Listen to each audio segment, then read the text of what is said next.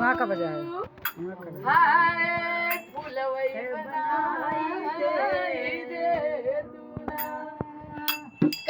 माई मनावा के मनसा पुराए तू अरे पूरा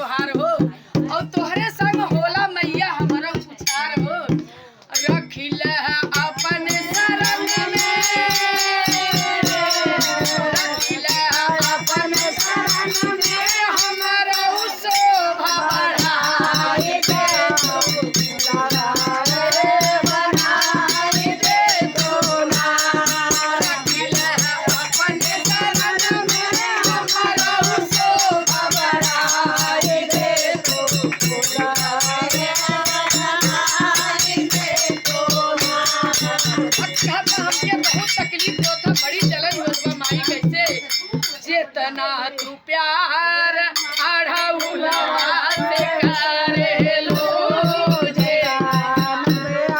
प्यार अढ़उलवा से करे लो। आपका बर्थडे है का भैया? नहीं बर्थडे हो गया। बर्थडे हो गया? तार का नाम बा रिंकू। उतना तू प्यार हमारे रिंकू बिटिया से करियो उतना तू प्यार हमारे बिटिया से करे लो अपने बतिया अपने बतिया अपना चर उड़ाई दे दो बोलावे बनाई दे दो ना अपने बतिया